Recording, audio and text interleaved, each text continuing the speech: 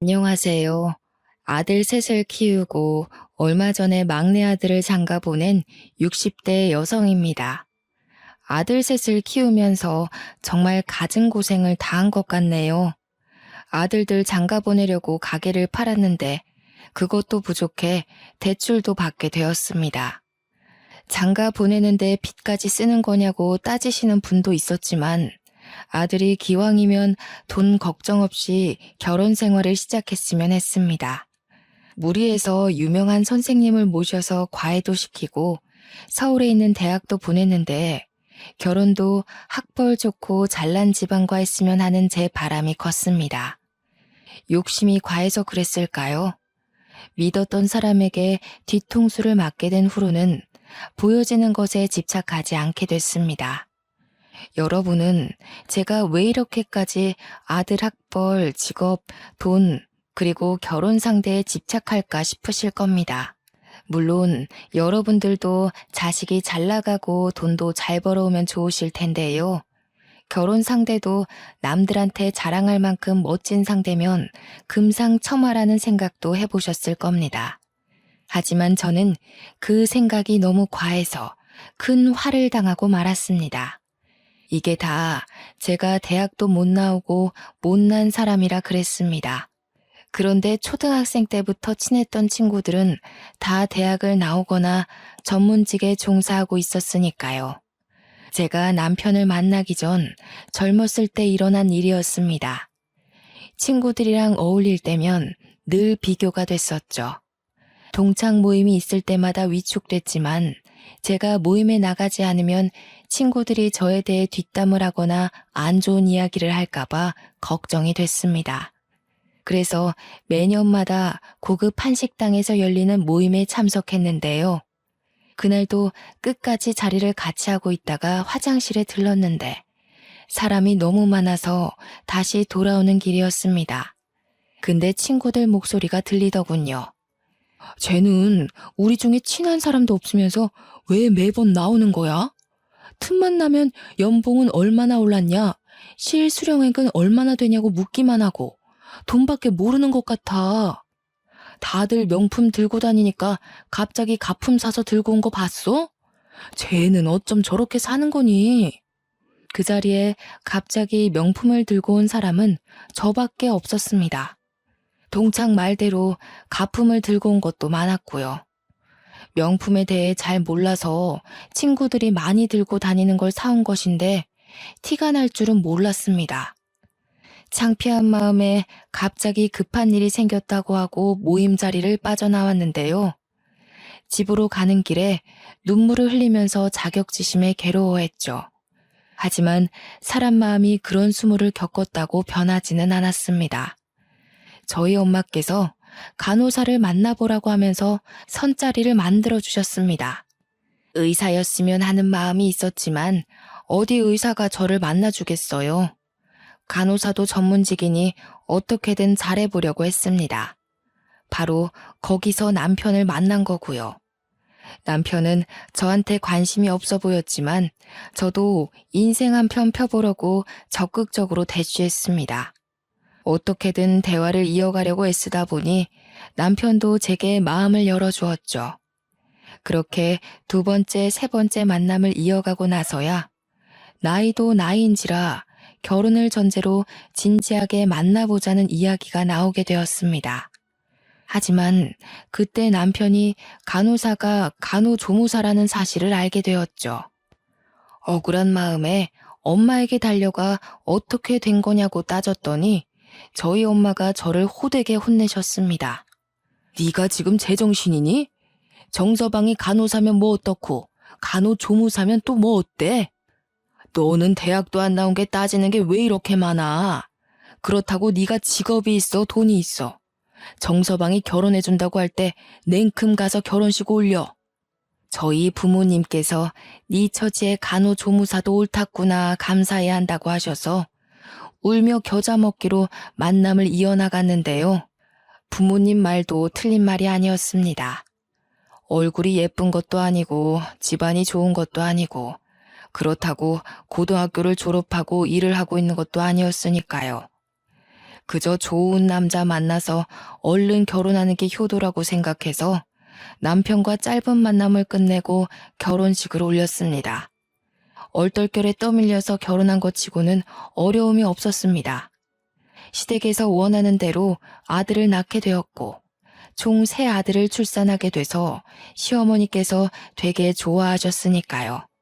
게다가 첫째는 선생님, 둘째는 공무원이 되어서 어깨 펴고 살았습니다. 그런데 막내 아들이 문제였죠. 막내 아들은 저를 닮아서 수동적이고 소심했습니다. 진취적으로 뭘 하겠다고 나선 적이 없어서 골치 아팠는데요. 이름 없는 지방대를 졸업하고 군대를 다녀온 뒤로 작은 중소기업을 다니기 시작했습니다. 저는 그런 막내 아들이 참 마음에 안 들었습니다. 남자로 태어나서 뭔가를 이루고 가야 할 텐데 전혀 욕심이 없어 보였거든요. 하지만 막내 아들에게 오래 만나고 있는 여자친구가 있었습니다. 결혼을 전제로 만나고 있는 여자니 한번 데리고 오라고 했습니다. 아들이 진짜로 여자친구를 데려왔길래 맛있는 밥을 해주면서 이것저것을 물어보았는데요. 졸업한 대학이랑 하는 일을 물어보니 예상 외의 대답을 듣게 되었습니다. 서울대 성악과 나왔고 지금은 아이들 가르치고 있어요. 원래 공연도 하고 그랬는데 몸이 약해서 엄마가 은퇴하라고 하시더라고요. 저희 엄마도 서울대 성악과 출신이셔서 저희 엄마 말 들을 수밖에 없었어요. 며느리 말로는 며느리 집안 자체가 전부 다 서울대에 버금가는 명문대 출신이라고 하더군요. 저희 막내 아들이 보잘것없어서 비슷한 스펙의 여자를 만나고 있는 줄 알았는데 전혀 아니었습니다. 어떻게 이런 여자를 만났는지 정말 신기할 따름이었죠. 그 뒤로도 사돈어른과 한두 번 마주쳐서 만난 적이 있는데 정말 기품이 있어 보였습니다. 배운 집안은 정말 달라 보이더군요. 저는 막내 아들의 여자친구를 며느리감으로 정해두고 막내 아들에게는 절대 헤어지지 말고 잘해주라고 말해두었습니다. 며느리가 학벌이랑 집안만 좋은 것이 아니라 성격까지 좋았습니다. 제가 감기 몸살에 걸려서 누워있다고 하니까 집까지 찾아와서 저녁을 차려주고 청소를 해주었습니다. 제가 그러지 않아도 된다고 말려봐도 며느리는 손까지 내저으며 공손하게 말하였습니다. 어머님, 너무 신경 쓰지 말고 누워 계세요. 밥 차리고 청소하는 게 뭐가 힘들다고 그러세요. 몸도 안 좋은데 제가 차린 밥 드시고 약도 드신 다음에 푹 주무셔야 해요. 남도 아니고 며느리 될 사람이니까 너무 불편하게 생각하지 마시고요. 저는 며느리가 한 말에 크게 감동받아서 반찬을 만들어서 가져다 주거나 형제나 친척들에게 자랑을 한 적이 있습니다. 이렇게 똑똑하고 부지런한 며느리라면 제 노후도 걱정 없을 거라고 호언장담했었는데요. 당연히 아들이 그런 며느리랑 결혼하겠다고 하니까 고민도 하지 않고 승낙했습니다. 상견례 자리도 수월하게 가지고 며느리가 혼수도 8천만 원어치를 해온다고 하였습니다. 결혼식 자금도 며느리 쪽에서 다 지불하면서 성대하게 올리자길래 간담이 서늘해졌죠. 저희 보고 집만 해오면 된다고 해서 거짓말을 하고 말았습니다. 10억짜리 아파트를 해놨는데 인테리어 업체랑 엉망으로 해놔서 여기저기 물 새고 난리 났다. 그거 소송 준비하느라 정신없어서 당분간 나랑 같이 살아야 할 것 같으니 일단 짐 싸고 우리 집으로 와라. 사실 10억짜리 아파트도 없었고 준비해놓은 신혼집도 없었습니다. 제 처지에 해줄 집이라고는 단칸방뿐이었지만 서울대 출신의 좋은 집안을 가진 며느리를 포기할 수 없었죠. 저희 아들도 제게 10억짜리 아파트가 있는 줄 알고 언제 그런 재산을 모아뒀냐고 좋아했습니다. 다행히 며느리와 아들이 하나하나 캐묻지 않고 저희 집에 와서 살게 되었습니다. 며느리와 아들 그리고 제가 이렇게 한 집에 산 지 한 달이 지났을까요? 거짓말을 한 것 때문에 벌을 받게 되었는지 참하고 성실하던 며느리가 점점 변하기 시작했습니다. 아들이랑 있을 때에는 제게 상냥하게 대하고 집안일도 잘해주더니 아들이 출근하러 나가면 180도 변해버렸죠. 집안일을 하기는커녕 소파에 들어놓은 채 일어날 생각을 안 했습니다. 그래서 제가 집안일을 하면서 며느리에게 눈치를 줬는데요. 눈치 보지도 않고 오히려 짜증을 내면서 제게 비키라는 거 있죠? 아씨, TV 안 보이잖아요. 지금 드라마 보고 있는 거 안 보여요? 왜 지금 청소기 돌리는데요? 제가 쉬고 있으니까 눈치 주시는 거 다 알고 있거든요?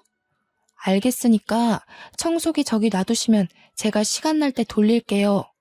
며느리가 제게 소리를 지르는 걸 처음 보아서 너무 놀랐습니다. 그동안 말수도 없고 조용히 고개만 끄덕이던 며느리가 맞나 싶을 정도로 정말 어처구니가 없는 상황이었는데요. 제가 아무 말도 못하니 며느리가 슬슬 본색을 더 드러내기 시작했습니다. 어느 날은 제가 요리를 하고 있는데 와이셔츠를 가지고 와서는 버럭 소리를 지르더라고요. 어머님, 이거 설마 세탁기에 그냥 돌리신 거예요? 정말 미친 거 아니야? 이게 얼마짜린 줄 아세요? 큰맘 먹고 지른 건데 이걸 그냥 돌리면 어떡해요? 아, 진짜 짜증나게. 제 눈엔 멀쩡해 보이는데 며느리가 와이셔츠가 다 늘어났다면서 바닥에 집어 던졌습니다. 며느리한테 화를 낼까 말까 고민하다가 있지도 않은 10억짜리 아파트가 눈앞에서 아른거렸습니다. 며느리와 한바탕 하면 이 10억짜리 아파트가 거론될 수 있겠다는 생각에 입을 꾹 다물었죠. 저는 며느리가 그러든 말든 저녁을 마저 만들어서 상을 차렸습니다. 그런데 며느리가 그날 상당히 열이 받았는지 밥을 먹다가 숟가락을 탁 하고 내려놨습니다. 그리고 밥그릇을 들고 싱크대로 가더니 음식물 쓰레기통에 버리는 거 있죠. 제가 놀래서 지금 뭐 하고 있는 거냐고 따지니 며느리가 뻔뻔하게 대꾸했습니다. 밥이 너무 맛없어서 못 먹겠어요. 헛구역질 나오겠다고요. 언제까지 어머님 요리 먹어야 해요? 아파트는 언제 주실 건데요? 며느리가 제가 속이고 있다는 사실을 알고 이러는 걸까요? 불편한 한편 며느리 행동이 괘씸해져서 퇴근하고 돌아온 아들에게 이 사실을 전부 다 이야기해 주었습니다. 그리고 아들에게 아파트 때문에 그런 것이냐고 물어보았습니다. 하지만 아들이 제 말을 믿지 않고 헛웃음을 지며 말도 안 된다고 했습니다. 소정이가 엄마한테 옷 집어던지고 엄마가 해준 밥을 쓰레기통에 다 버려버렸다고? 그게 말이 돼? 소정이가 내 앞에서 그런 적 없어. 뭐 때문에 싸워서 이러는 건데? 소정이랑 같이 이야기해보자. 아들 눈빛이랑 말투를 보아하니 며느리가 마음에 안 들어서 역정을 내는 거라고 생각하는 것 같았습니다. 저도 다른 사람한테 며느리의 두 얼굴을 말해준다고 해도 이 사태를 진지하게 받아들이지 않았을 겁니다. 저희 아들처럼 여자 둘이서 기싸움을 하느라 일어난 일이라고 믿었을 텐데요. 며느리도 아들 녀석이 자기 편이라고 생각했는지 갑자기 나타나 눈물을 터뜨렸습니다. 어머님, 저한테 왜 이러세요? 어머님이 하라는 대로 청소도 하고 밥도 차리고 있는데 뭐가 도대체 마음에 안 들어서 이러시는 건데요.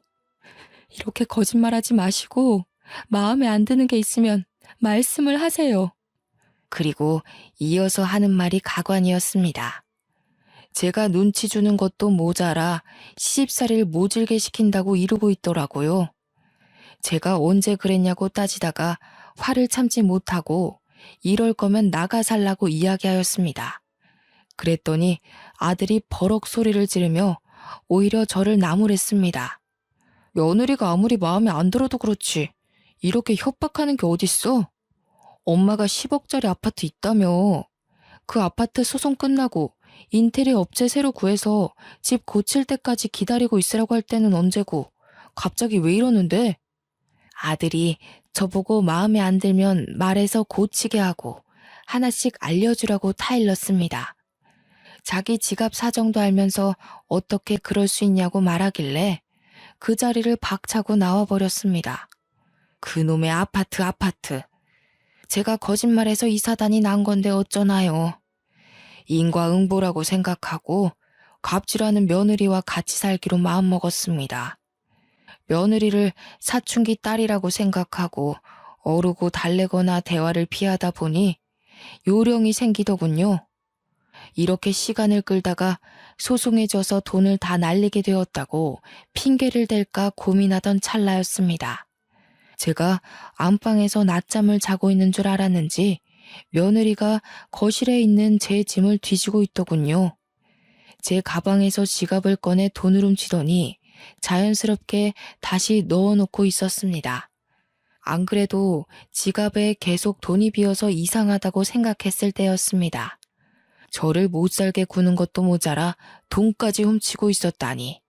저는 이 모습을 동영상으로 촬영해놨다가 제 가방을 열심히 뒤지고 있는 며느리를 불렀습니다. 이런 도둑년 같으니라고. 네가 내 지갑에 손대는 거 다 봤다. 동영상으로 찍어놓은 것도 있으니까 거짓말할 생각하지 마라. 우리 아들한테 다 말해서 너 이혼시킬 거야. 이렇게 말하면 제발 한 번만 봐달라고 무릎을 꿇고 버릇없게 굴어서 죄송하다는 말을 할 줄 알았습니다. 그런데 며느리가 당당하게 고개를 들어올리더니 저를 비웃더라고요. 저한테도 보여줄 게 있다면서 아들과 어떤 여자가 같이 식사하는 사진을 보여주었습니다. 제가 괜히 이러는 것 같아요? 남편이 생활비도 적게 주고 맨날 늦게 들어와서 뭐 하나 봤더니 바람을 피고 있더라고요. 그런데 나보고 도둑년이라고요? 당신 아들은 불륜이나 저지르고 다니는 주제에 나한테 도둑이라고 할 자격 있어요? 제가 쫓아다니면서 증거로 남겨놨으니까 이혼 소송 준비나 하고 계세요.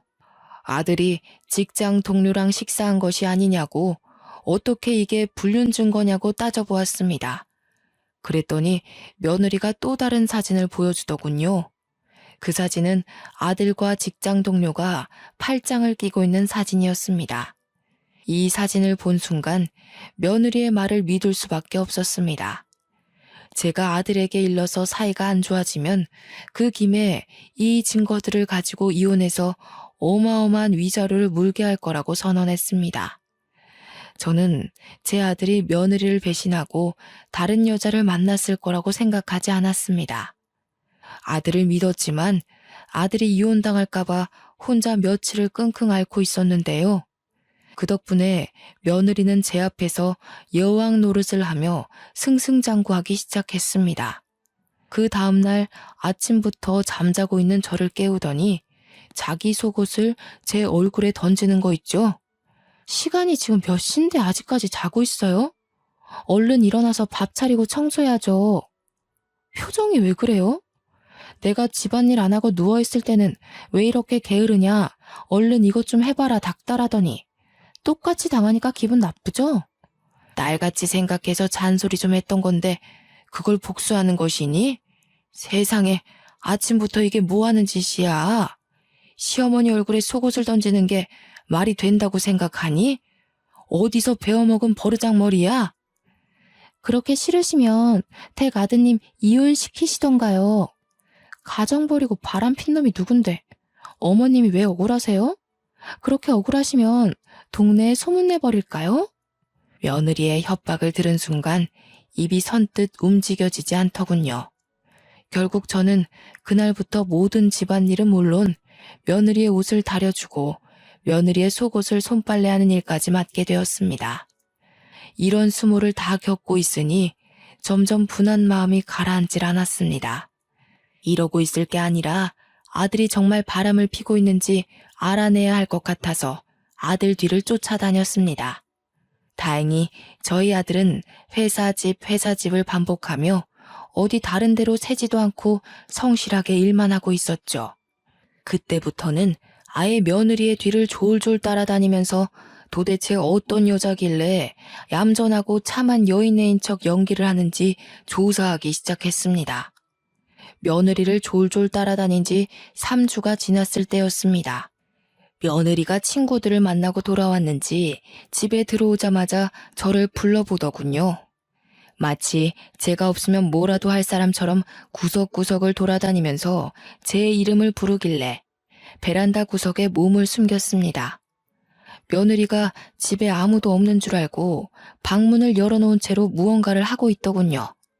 저희 집 구조가 베란다에서 몸을 일으키면 방안이 보여서 며느리가 무얼 하는지 손쉽게 볼 수 있었습니다.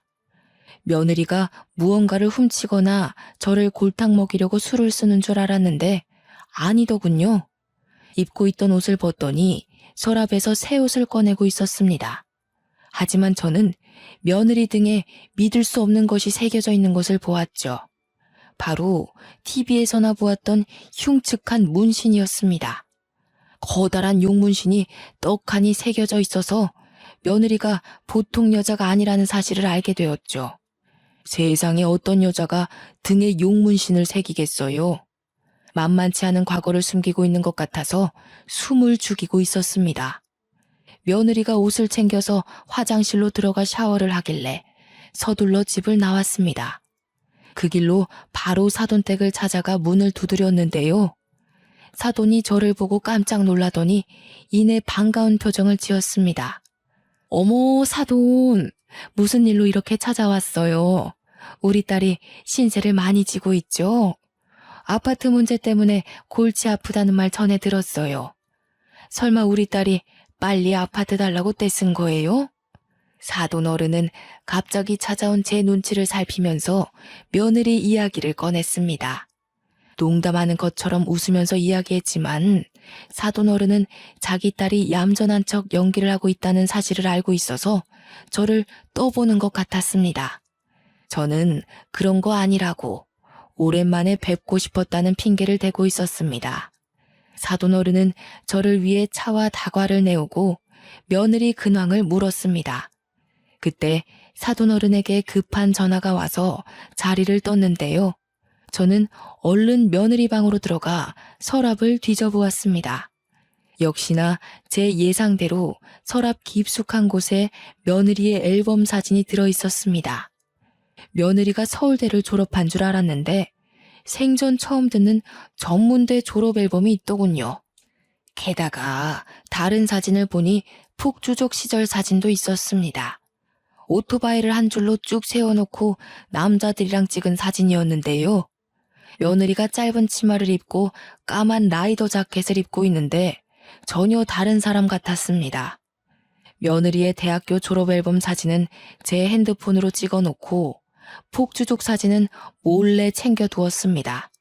그리고 모르는 척 얼른 며느리 방을 빠져나와서 사돈 어른이 돌아오자마자 급한 전화가 왔다고 말하였습니다.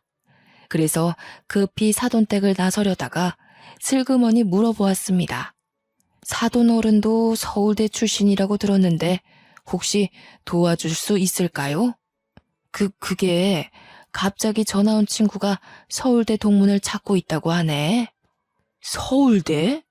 어머, 난 대학도 안 나왔는데 왜 갑자기 서울대 이야기가 나와요?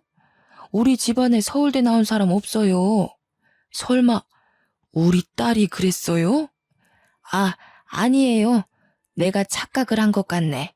급한 마음에 잠깐 헷갈렸어. 아유, 놀래라. 우리 딸이 어렸을 때 나 서울대 교수라고 말하고 다녀서 난감했던 적이 있었거든. 그때가 8살이었나? 지금은 다 컸는데 설마 그러겠어요? 그쵸? 사돈 어른도 순간 불안한 생각이 들었나 봅니다. 며느리의 본성을 알고 있었는지 제발 아니라고 말해달란 눈빛으로 저를 쳐다보고 있더군요. 사돈 어른이 무슨 죄인가요? 그동안 사돈 어른을 지켜본 결과 악하게 태어난 딸 때문에 고생을 하는 것 같아서 그런 거 아니라고 둘러대고 얼른 집을 나와버렸습니다. 제 예상이 맞았던 거죠. 며느리가 가족 자체가 서울대 출신이라고 했는데 순 거짓말이었습니다. 사돈 어른에게는 착각을 한 것 같다고 말하면서 그 길로 아들이 다니는 회사 앞으로 달려가 잠깐만 보자고 했죠. 아들이 일하다 말고 급하게 1층으로 내려와 저를 찾았습니다. 저는 아들에게 긴 설명 없이 이것 좀 보라고 하면서 며느리의 사진을 보여주었는데요. 아들이 처음에는 며느리를 몰라보더니 가만히 들여다보다가 충격받은 표정으로 저를 쳐다보았습니다. 너도 믿기지 않지? 나도 사돈댁 갔다가 발견해서 깜짝 놀랐다. 과거에 잠깐 놀았던 거면 내가 말을 안 해. 옷 갈아입을 때 슬쩍 보니까 등에 커다란 용문신이 있더라. 대학 시절 졸업 앨범도 보니까 서울대가 아니라 전문대 나온 애야. 사돈 어른한테도 서울대 출신이냐고 물어봤는데 아니래. 도대체 어떻게 만난 여자길래 진짜 서울대 나왔는지 확인도 안 하고 만난 거니? 저는 그런 여자인 줄 몰랐어요. 자기 입으로 서울대 나왔고 아이들 가르치는 선생님으로 일하고 있다고 하니까 믿었죠. 누가 그걸 확인해 보려고 하겠어요. 이러고 있을 게 아닌 것 같아요. 지금 소정이한테 따지러 가야겠어요. 따지러 가기 전에 알아야 할 게 있다. 소정이 몰래 만나고 있는 여자 있니? 며느라가가 그러던데. 뒤를 쫓다가 네가 여자랑 단둘이 밥 먹고 팔짱 끼고 있는 모습을 봤다고 하더라. 나도 그 사진을 봤고. 사진이요? 도대체 무슨 사진을 말하는 거죠? 소정이가 뭐라고 하면서 그 사진을 보여줬는데요? 아들 녀석이 잔뜩 흥분한 채 묻길래 며느리의 실체를 빠짐없이 털어놓았습니다. 아들이 바람을 핀 증거를 대서 이혼 소송을 할 거고 거에게 위자료를 요구할 거라는 며느리의 계획을 다 이야기해버렸죠. 제가 이렇게 말하니 아들이 자기는 바람 핀 적이 없다고 했습니다. 아들은 며느리에게 배신감을 크게 느꼈는지 갑자기 반차를 쓰고 나왔겠다고 말하더군요. 아들이 급하게 집안일 문제로 휴가를 낸다고 말하고 저와 함께 며느리를 찾으러 갔습니다. 며느리는 아무것도 모르고 평소처럼 소파에 누운 채 TV를 보고 있었습니다. 다리를 건들건들거리면서 다 큰 처녀가 배를 푹푹 긁으면서 크게 웃음을 터뜨리고 있었죠. 아들 앞에서 늘 다소곳하게 앉아있던 애라서 아들이 처음 보는 모습이었을 겁니다. 원래 아들이 들어올 시간이 아니라서 며느리가 아들이 들어오자 깜짝 놀라 얼른 자세를 고쳐 앉았습니다. 며느리가 갑자기 왜 일찍 들어왔냐고 물으니 아들이 며느리 얼굴에 사진을 집어던지면서 소리쳤습니다. 엄마가 당신 친정에 갔다가 발견했대. 당신 서울대 나온 것도 아니라며? 등에 용문신이 있다는 것도 사실이야? 언제까지 숨기려고 그랬어? 나랑 결혼하기 전에 애들 가르친 건 맞긴 한 거야? 갑자기 왜 이러는 거야? 이 사진들 어디서 가져왔는데 그래? 이거 가짜야. 합성. 그래, 합성된 거야. 며느리가 되지도 않는 거짓말을 내뱉길래 제가 나서서 아들이 바람을 폈다는 사진 원본을 달라고 하였습니다. 그거야말로 합성된 거 아니냐고 따지니 아들이 당장 그 사진을 내놓으라고 하더군요. 그 사진을 본 아들이 사진 속 여성이 사내 괴롭힘 때문에 상담을 하던 부하 여직원이라고 이야기해 주었습니다. 팔짱을 낀 것도 여직원 구두굽이 갑자기 부러지는 바람에 순간 휘청이면서 아들의 팔을 붙잡은 거라고 했죠. 며느리가 이 사진들을 찍어서 악의적으로 편집해 저를 협박한 것이었습니다. 오해가 있으면 말을 해야지. 어떻게 엄마한테만 말할 수 있어? 엄마 말로는 당신이 협박한 것 같던데. 맞아? 당신이 진짜로 이 사진으로 이혼이니 뭐니 위자료 이야기한 거야? 순간 화가 나서 실수한 거야. 나는 당신한테 말하면 사이가 틀어질까 봐 그랬어. 다음에는 절대 안 그럴 테니까 이번 한 번만 봐주라. 응? 아들이 며느리에게 처음으로 격분한 모습을 보여주니 꼬리를 말고 도망가려고 하더군요. 애교를 살살 피우며 이 순간만을 모면하려고 하길래 제가 나설 수밖에 없었습니다. 사이가 틀어질까 봐 그랬다고? 시어머니한테 한 걸 생각해봐라. 집안일 다 시켜놓고 마음에 안 든다고 옷 집어던지고 음식 버린 건 생각도 안 하는 거야? 너네 집안 사람들 다 서울대 출신이라고 한 거 잊었니? 오늘 사돈댁 가서 하는 말 들어보니까 서울대 출신은 아무도 없다고 하더라. 뭐?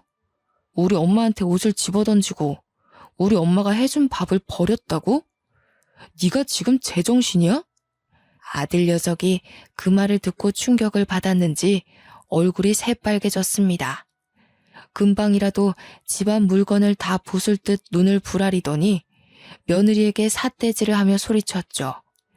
그 말이 사실이냐고, 학력 속이고 증거 조작해서 이혼 협박한 것도 모자라 어떻게 시어머니를 부려먹을 수 있냐고 난리를 피웠습니다.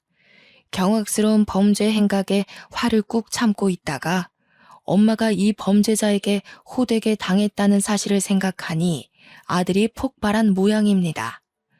당장 이 집에서 나가라고 호통을 치길래 제가 진정하라고 아들 녀석을 꽉 붙잡고 있었습니다. 그렇게 몇 분이 지났을까요? 제가 30여 분 동안 며느리를 방 안에 넣어놓고 거실에서 아들하고 대화를 나누었습니다. 그동안 말하지 못한 사소한 갑질과 자존심 상했던 순간들을 이야기하니 아들 낯빛이 많이 어두워져 갔죠. 결국 저희 아들 녀석이 이혼을 결심한 것 같더군요. 며느리를 불러 이혼하겠다고 하니 며느리가 무릎을 꿇고 빌기 시작했습니다. 속여서 미안해 오빠. 어머님한테도 죄송해요. 제가 학력 속이고 어머님 협박하려고 한 건 아니에요. 저도 살려고 그랬어요. 가난이 지긋지긋해서 너무 힘들었어요. 어릴 때 놀았던 건 사실이에요. 그때 집안이 어려워져서 하고 싶은 것도 못하고 애들한테 왕따 당하고 보니까 나쁜 길로 빠졌던 것 같아요. 이제는 그런 애들이랑 연락 싹 끊었어요. 사돈 어른한테도 한때는 집안이 어려웠다는 말을 듣긴 했습니다. 그때 애들한테 많이 맞기도 하고 수치스러운 짓을 많이 당해서 성격이 나쁜 방향으로 틀어졌다고 하더라고요. 폭주를 띄웠던 과거부터 거짓말을 달고 살게 된 일까지 모두 다 실토하면서 용서를 빌었습니다. 거짓말하고 싶지 않아도 정신을 차리고 보면 이미 거짓말을 하고 있어서 걷잡을 수 없다고 했습니다. 그런 거짓말을 덮어씌우기 위해서 범죄를 저지르거나 협박을 해야 했다고 했고요. 며느리는 이런 자신을 통제하기 어려워서 치료를 받아야 할 것 같다고 했습니다. 울면서 그 말을 하는데 불안해하는 사돈 어른이 생각났습니다. 이런 딸아이를 잘 알고 있으니 간절한 얼굴로 저를 바라봤던 거죠. 게다가 며느리가 마지막으로 할 이야기가 있다며 초음파 사진을 보여주었습니다. 며느리의 뱃속에 저희 손주가 생겼다고 말해주는데 어찌나 안 기쁘던지요. 아들도 그 사진을 보고 마음이 흔들린 것 같았습니다. 주춤거리며 초음파 사진에 눈을 떼지 못하고 있으니 며느리가 애써 눈물을 삼키며 말하였습니다. 오빠가 원하면 병원에 들어가서 치료받고 올게요. 우리 애를 위해서라도 건강해져서 올 테니까 기회를 주세요. 엄마가 예전부터 치료받으라고 했는데 기록 남을까봐 못했어요. 그런데 이제는 미룰 수 없게 된 것 같아요. 이런 며느리를 믿어줘야 할까요? 저한테 막대하고 으름장 놓던 모습이 생각나 쫓아내고 싶었지만 또 뱃속에 있는 손주 생각에 머뭇거려졌습니다. 아들 녀석도 저와 같은 마음인지 쉽사리 입을 못 열더군요. 결국 저희는 그날 며느리에게 기회를 한 번 더 주기로 했습니다.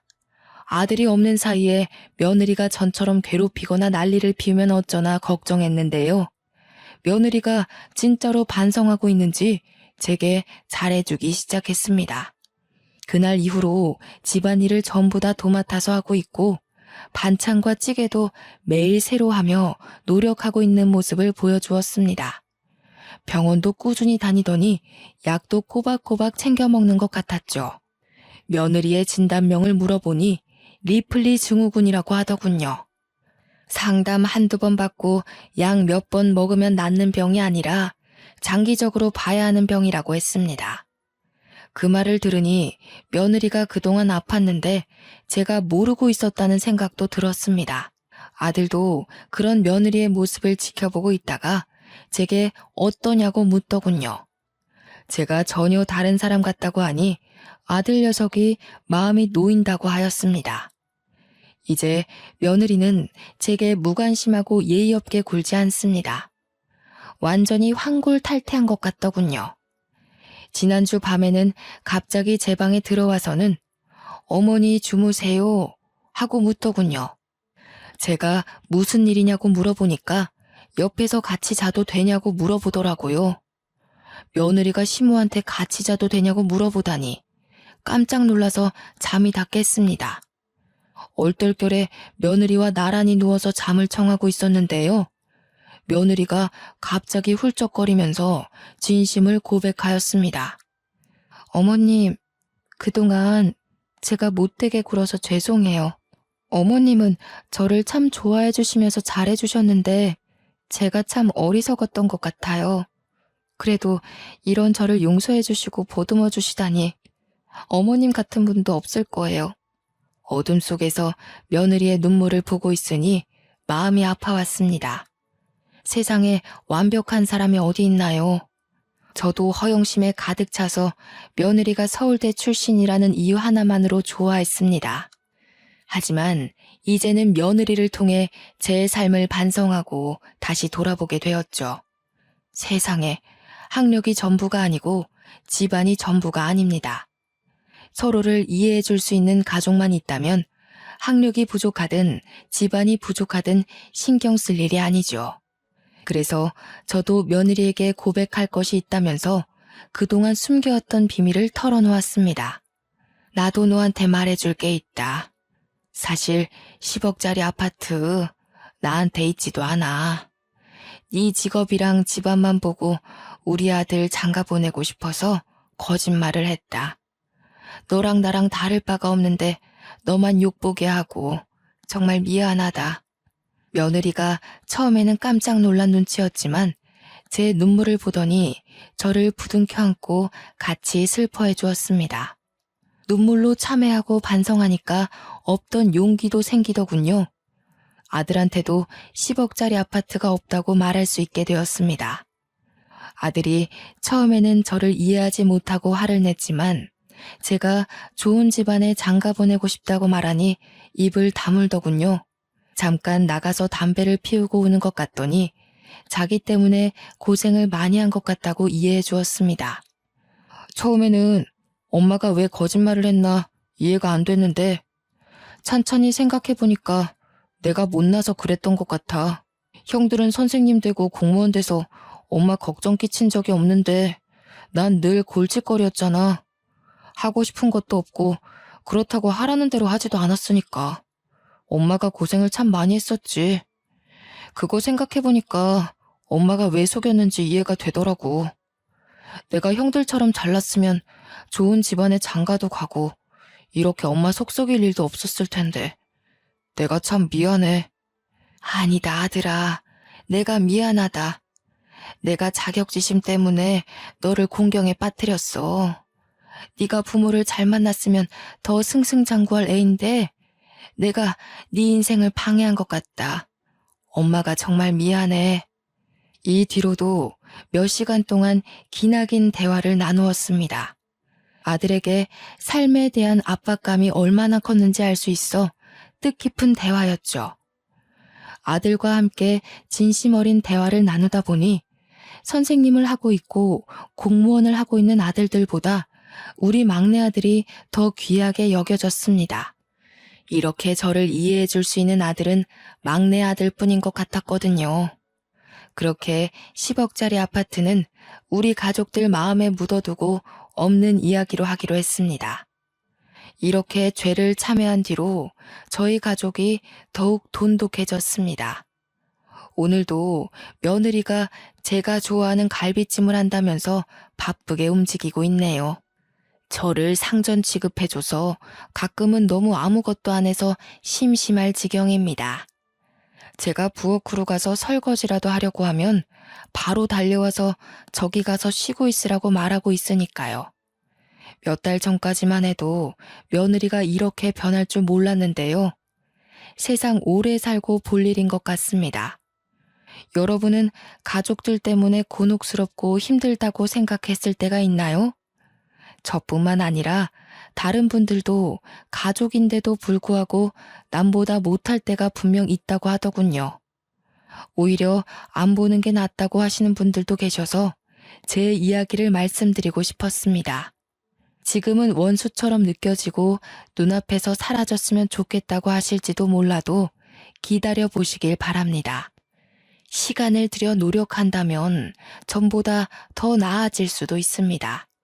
저도 나쁜 며느리를 만나거나 아들과 며느리가 안 맞는다면 이혼하는 게 답이라고 생각했는데 이혼이 마냥 정답이 아니라는 생각이 드네요. 요즘 많은 사람들이 이혼을 선택한다고 하지만 이혼은 정말 최후의 수단인 것 같습니다. 저도 제 아들의 이혼을 생각해 본 입장이라 말씀드립니다. 이혼이라는 무게가 생각보다 무거우니 다양한 방법을 다 써보시고 선택하시길 바랍니다. 여러분 앞에는 이혼이라는 단어가 떠오르지 않을 정도로 행복하고 무던했으면 좋겠네요. 여기까지 제 사연글 읽어주셔서 감사합니다.